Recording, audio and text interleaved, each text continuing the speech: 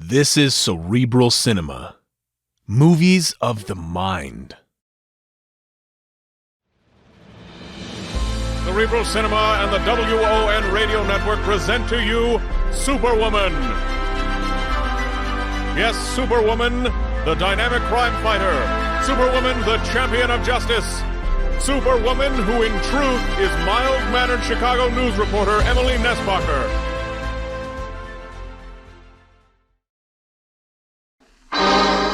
Rocky Jordan.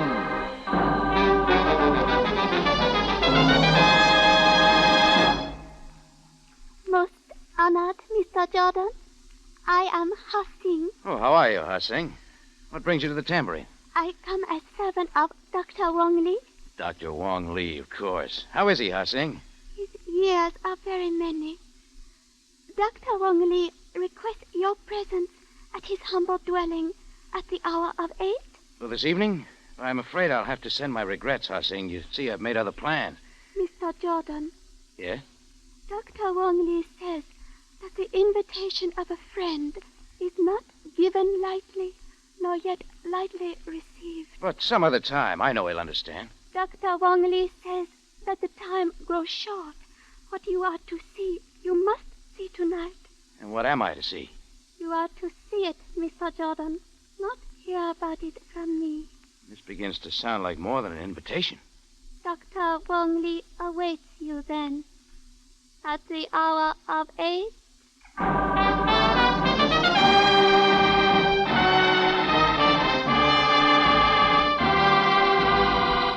Del Monte, the brand you trust for flavor in so many good foods.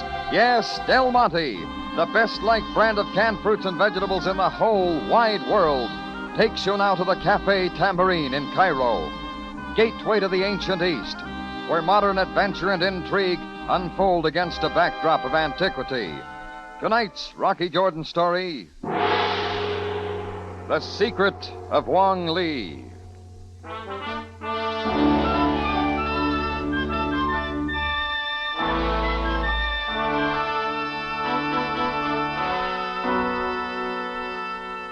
I'd been all set for a big card session that evening, but then Ha Sing floated into my Tambourine office with a last-minute invitation from her employer, Dr. Wong Lee.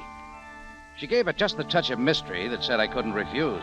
So a little before 8, I was on my way to Dr. Lee's house. I'd first met the aging Dr. Wong Lee a couple of years before. It turned into a real friendship as I knew him better. He lived almost like a patriarch over a colony of his people near the old Chinese quarter. They had him to thank for the wise decision he'd made when they first came to Egypt, to discard all their customs and manners and take on the ways of their neighbors. Because of that, they had prospered. And no one was more highly respected on the streets of Cairo than Wong Lee in his dark continental style of dress. I was still wondering what this was about as I rang his doorbell. Ha Sing let me in.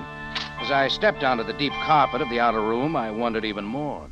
Dr. Wong Lee awaits you, Mr. Jordan. This way. Ha Sing, is that incense I smell? It is the incense of jasmine, which Dr. Wong Lee ordered to be burned this night. This starts to make no sense at all. This is his door. Please to enter.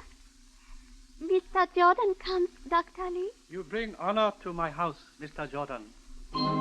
At first, I didn't trust my eyes in the subdued light of the room. What I saw was like a piece of jade set before a magnifying glass. But I knew it was Dr. Wong Lee seated there. Not in continental dress now, but head to foot, robed in the full costume of the Mandarin. Will you not be seated, Mr. Jordan? Sure, Dr. Lee. Oh, it's good to see you again. Again, I am honored. Look, maybe I have no right to ask. But do you not come as a friend? Oh, it's the incense, the clothes you're wearing, the things in this room I've never seen before.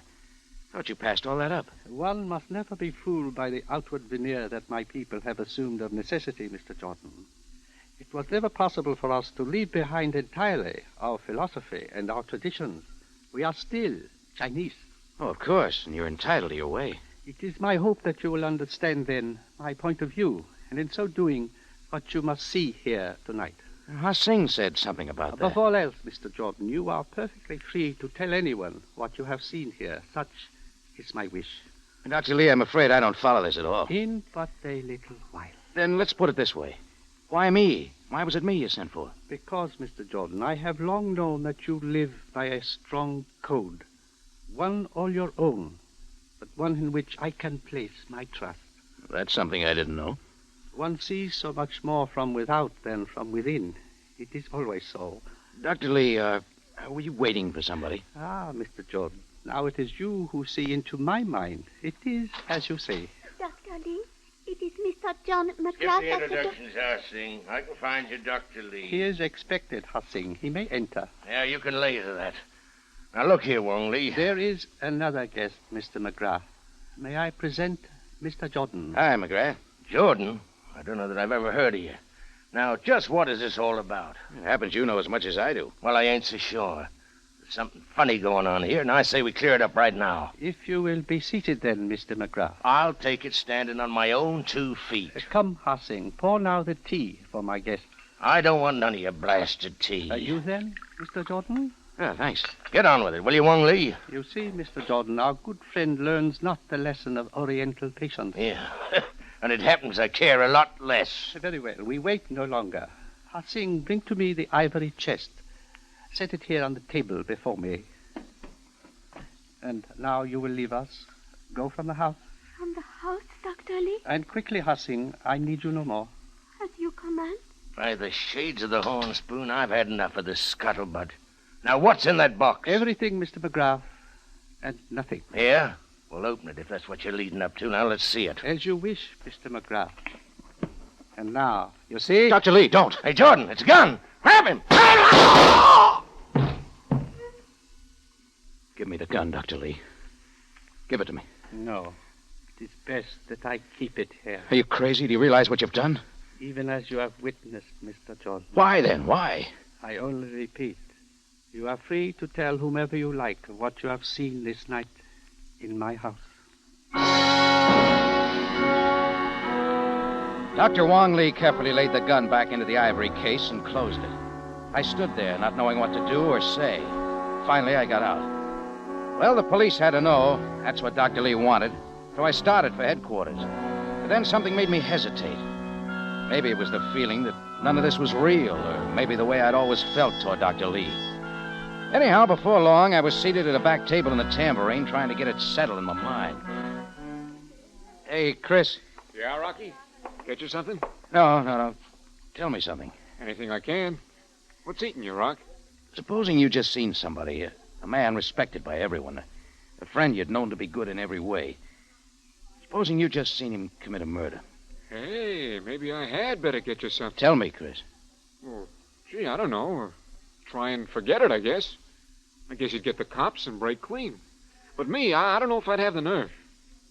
Thanks. Guess we're both lucky we don't have to decide anything like that, huh, Rock? Hey, where you going, Rock? You just got through telling me.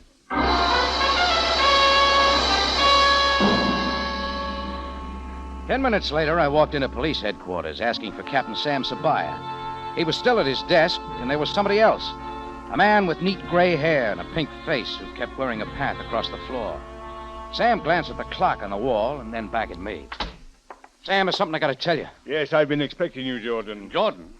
Did you say, Captain? This is Rocky Jordan? It is.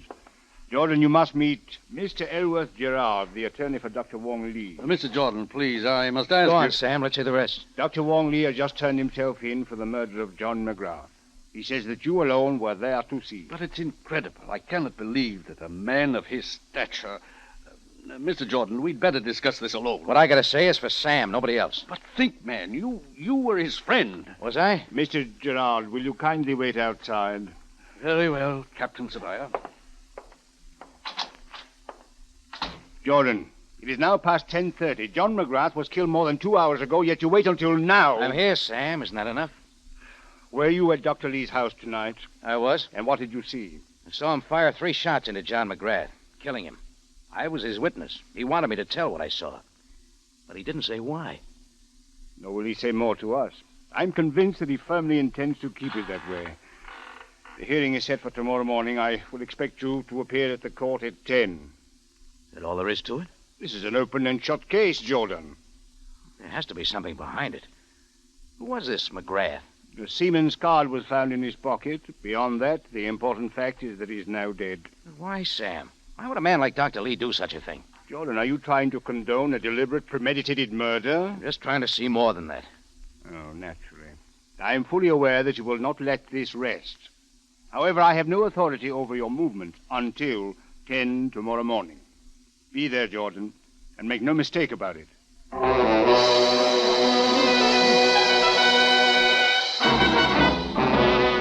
Del Monte Foods is presenting tonight's adventure with Rocky Jordan. One of the big problems every woman faces when she serves meatless meals is to make the family feel they've really had something to eat. And that's why so many women depend on Del Monte tomato sauce. You see, the rich, satisfying goodness of Del Monte tomato sauce has just the zest you need to perk up the flavor of the food you cook with it. And that's mighty important right now. It's such a problem during Lent, finding appetizing substitutes for meat dishes. Yes, cheese, fish, or egg dishes always have extra flavor interest when you cook them with Del Monte tomato sauce. It gives them a heartier, more delicious taste. Del Monte tomato sauce is the original tomato sauce, you know, made especially for cooking. It's not too bland, and it's not overly spiced either. It has just the right balance of rich tomato flavor and piquant spices, a special flavor that no other brand has ever matched. And I know from experience that means extra pep and appetizing goodness for all economy and Lenten dishes. So, friends, next time, insist on Del Monte tomato sauce. A whole generation of good cooks have depended on Del Monte for matchless flavor.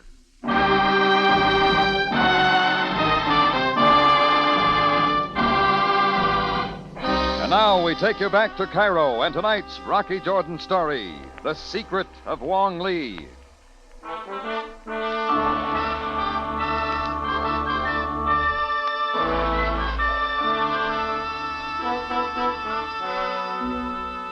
Well, the hearing was all set for 10 the next morning, with me as a star witness of Dr. Wong Lee's deliberate murder of John McGrath. Now all I could hope for was something more to tell, to try and justify in some way what Dr. Lee had done. The one place to begin was right back to Lee's home. When I got there, the house was all dark.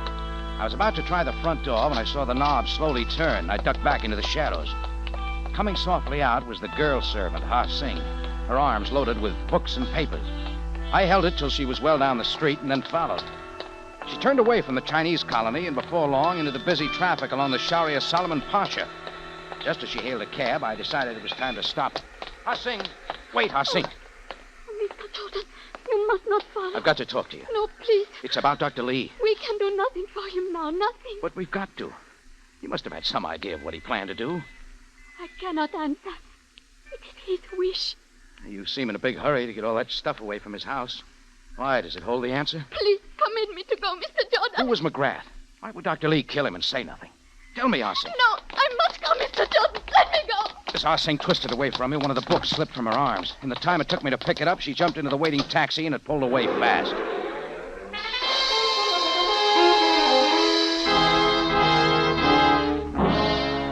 So I turned my attention to the book in my hand. By the light of a store window, I saw it was an ordinary ledger, but the writing was in Chinese. And that took me to my friend Dick Archer. He'd been an interpreter in the Chinese theater during the war, and he could help. It took a little time to get him out of bed. Oh, this better be good, Rocky. You broke up a beautiful dream. I'm sorry, Dick. Just tell me how the scratchings in this book come out in English, huh? This is very dull. Just some bookkeeping. Let's see. Quan Sen, 500 pounds. Osai, 500 pounds. Everett Hank, 200 pounds. Piker, huh? Go on, Dick. There's several more names and figures. Oh, speaking of figures... Come on. What else is there? Same names and figures repeat for the last 3 months. What is it, blackmail? Shakedown? I don't know for sure. But Kwang Sen could tell me. Well, thanks, Dick. You can get back to your dream now.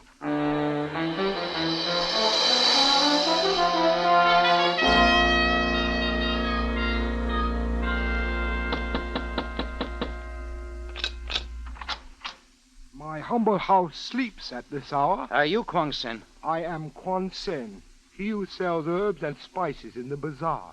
Why am I honored by your presence? I'm Rocky Jordan, a friend of Dr. Wong Lee. We've got to help him.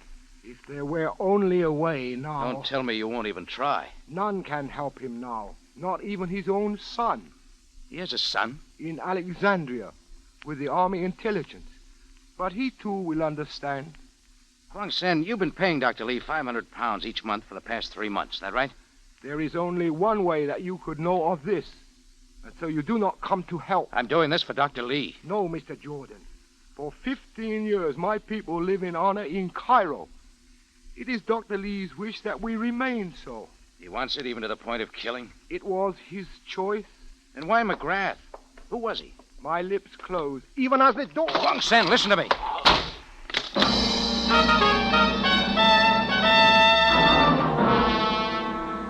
I moved on to the home of host Sai, but this time there was no answer to my knock. The next was the same. I tried a couple of more, but word was already around the colony and it was shut tight. So then I switched to McGrath, a guy with a sailor's tongue and manner that meant he'd been at sea a long time. I moved around the Nile front bars in Bulak, hunting a lead on McGrath, but a shrug was the best I got for my efforts. And it was close to morning when I spotted an all-night game operating by a flickering light under one of the rivet docks. All right, scud along with you, mister. Topside for strangers. Does this stuff help make me a member? I know. A life member while your money lasts. Lay down a sizable bill for the next roll. It's down. All right. Now, here goes. Snake eyes, craps. You win, lad. I'll let it ride. Ah, you think Lady Luck's with you, eh? Not in finding John McGrath. Ah, McGrath, you say now. Well, you needn't be looking for him here. They say he's in Cairo. For 3 months running, living like the best of them. Ah, on what? We don't ask and care less. All right, your money's covered. Still my roll. There. Where was McGrath sailing, say, 15 years ago? Here now, is it the man or his past you be looking for? A little of both. You ever take a cargo out of China? A human cargo, maybe? You know McGrath well, lad. With his own ship sailing the Yellow Sea and points beyond. Ah, look, you win again. I didn't make my point. I'll still let it ride. Tell me what McGrath was like. Let any man tell you that McGrath can never get a ship or a crew no more. Him and his evil ways. All right, it's left his roll. Wouldn't cut you in, huh? Aye, he'll cut you in. And your throat to the bargain. You still be hunting for him? Oh, didn't I tell you? He's dead. Oh, is he now? There's them that won't mourn this day. Except for the man who killed him. Well, thanks, Pop. Wait, son. You just won again. Here, take your money. Yeah, you take it. Send it to your dear old mither in Ireland. Ireland, is it? I'll have you know I was born in Boston.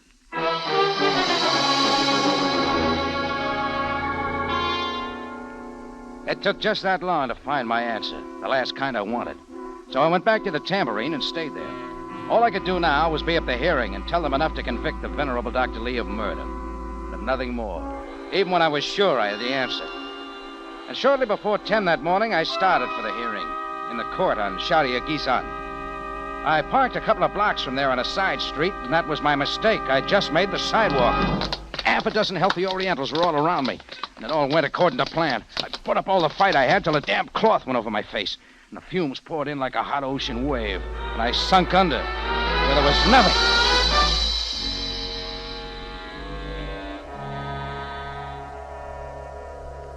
A ray of sunlight was what finally opened my eyes. I saw it was from a crack between boards that walled a small shed where I lay. My hands and feet were numb from cords that bound them tight. But then I felt those on my feet suddenly loosen, and I knew I wasn't alone. I will soon have you free, Mr. Jordan. I'll sing. What are you doing here? What time is it? After the hour of noon. Oh, yeah. The hearing must be over. Is this your plan? Please, Mr. Jordan. There are those wiser than I who wish to spare Dr. Wong Lee what you must accuse. Dr. Lee wanted me to witness against him, Ha Sing. This doesn't help. He'll still have to stand trial. Perhaps that is not so. What does that mean? You're free now, Mr. Jordan. Now you must go quickly. Would you want it that way if I said I knew everything? Everything. How your people came to Egypt by boat 15 years ago? That the captain of that boat was a man named John McGrath? And the secret is known. I've told nobody, Ha Sing. I bet McGrath didn't bring you right into Cairo. No. We landed near the Ras Safaran. I was then but a baby. Failing that agriculture, we came into Cairo. With passports all in order. Mr. Jordan, Dr. Lee in his wisdom would have it no other way. But then, even he knew little of the language and had to trust another. So McGrath took care of everything. Passports, papers, he had it all arranged. Yes. Then it takes him 15 years to come back and find out there's money to be had from your people now. He goes right to Dr. Lee to tell him the passports were phony from the beginning. You're all living illegally in Egypt. We were helpless, Mr. Jordan. What could we do? Just what McGrath said. Pay off. Dr. Lee collected from each member of the colony, and McGrath was riding high. So you found the ledger which I dropped.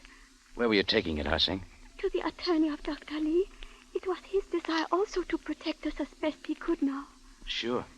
Mr. Jordan, Yes, Hussing?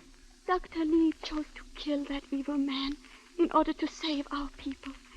It would not be well if his sacrifice went for nothing. But don't worry, Hussing. No one will hear about it from me.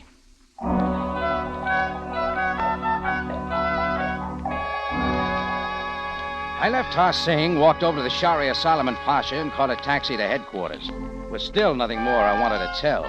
But I knew Sam was beating the bushes for me by now, and I wanted it over with. Jordan, I gave you express orders that you were to appear at the hearing of Dr. Lee at 10 this morning, knowing full well that you would take every possible means of avoiding it. Supposing I told you I was on my way there. But 3 hours too late. Jordan, do you not know that the penalty for contempt of this sort is most severe? All right, so get it on your blotter, get it over with. Yes, but it appears that you are most fortunate.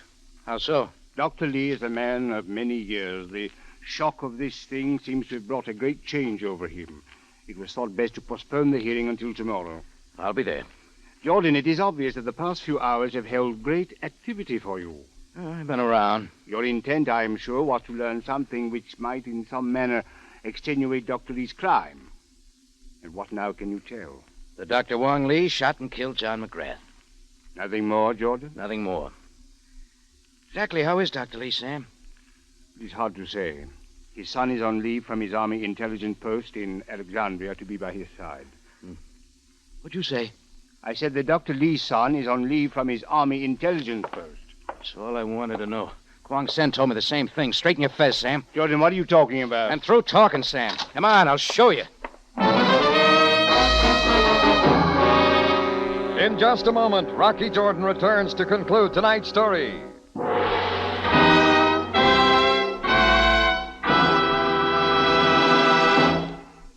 Well, here it is, March already. It won't be long now till spring is officially here. And spring means fine weather, and fine weather means picnics. And picnics, Larry, mean bring along that bottle of Del Monte catsup. Well, sure enough. But why wait?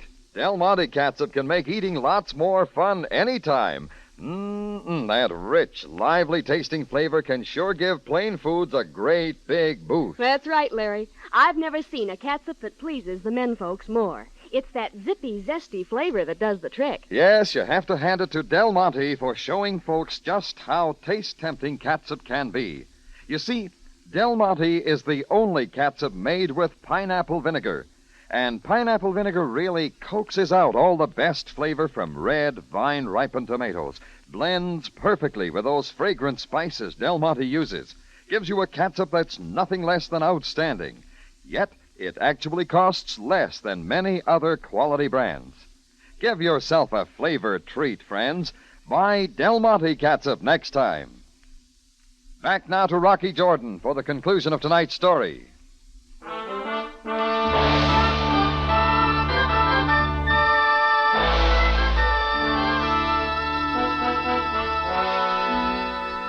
Well, I didn't give Sam a chance to say no. I took him out, put him in my car, and we drove fast through Cairo down to the governmental center and pulled up at the immigration building.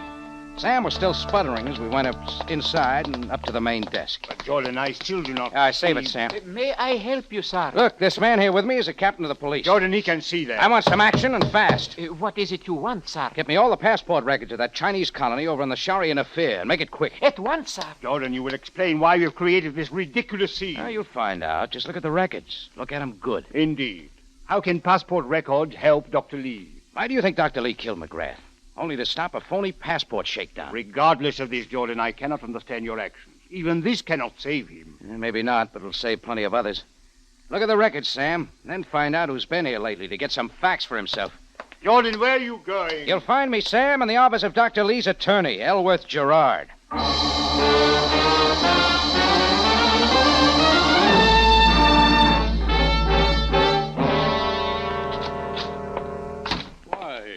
Mr. Jordan. Yes, here's the ledger book you've been wanting, Gerard, with all the records of McGrath's shakedown. Ha Sing dropped it last night. Yes, of course. Thank you. You know, Dr. Lee was a pretty smart man, wasn't he? Most intelligent. Yes. It's regrettable. When McGrath told him that his people were living illegally in Egypt, Dr. Lee didn't dare check with the immigration office himself. But he would go to someone else. He'd go to you, Gerard, right? Mr. Jordan, as his attorney... Yes, as his attorney, you could have found out. He'd have made sure you did before he started paying. Mr. Jordan, I'll confess that I did. McGrath was right. But naturally, I kept what I learned in confidence, as I feel you should. Yeah, you let Wong Lee and his people go right on thinking what McGrath had told him was true. But you knew better. What are you trying to say? I don't know how you and McGrath got together, Gerard, but it was a great setup. How much did he cut you in for? You'd better get out of here, Jordan. He even had me fooled till I remembered about Dr. Lee's son. His son? With the Army Intelligence. What's the first thing the authorities would do before taking somebody into intelligence? Check his background and that of his family. They'd have learned if there was something wrong, only there wasn't. Wasn't there, Mr. Jordan? Every cent McGrath collected was based on your lie. You're just as guilty of McGrath's murder as Dr. Lee himself. But you'll never... That paperweight won't fix it. All right. See? No, Jordan, no more. All right. Get up. Get up. Jordan, I am looking for Ellsworth Gerard. Hey, you'll find his coat right behind this door, Sam. On the coat rack. Gerard is still in it.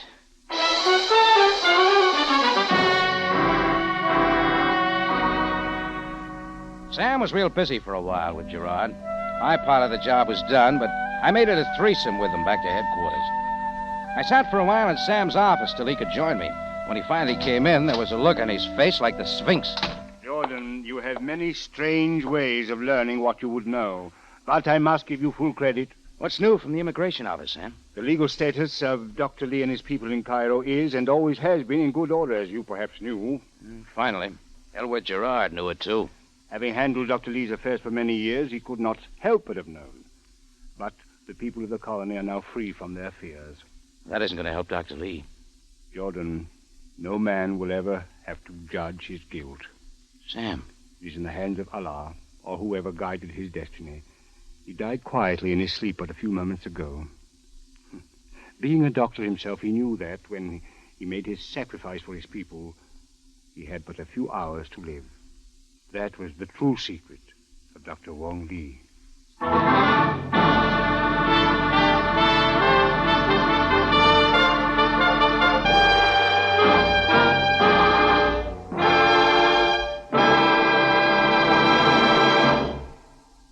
For the finest in tomato flavor, enjoy the whole family of Del Monte tomato products. Del Monte catsup and chili sauce. Del Monte tomato sauce and tomato juice. And Del Monte whole peeled tomatoes. Remember, buy wisely.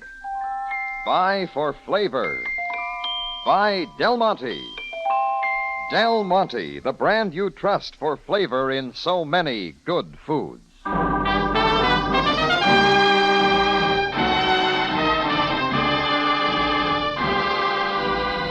Rocky Jordan, written by Gomer Cool and Larry Roman, stars Jack Moyles in the title role with Jay Novello as Sam Sabaya, and is produced and directed by Cliff Howell, with original music conducted and directed by Richard Arant. Remember, you have a date next week at the Cafe Tambourine, run by Rocky Jordan. Same time, same station. And the story is The White Beetle.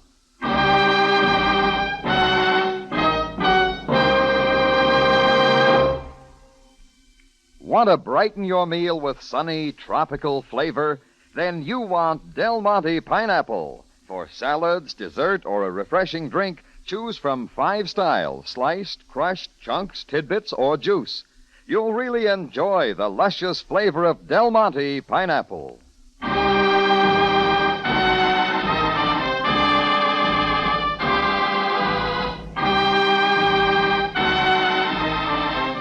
Larry Thor speaking. Rocky Jordan is presented over CBS, the Columbia Broadcasting System.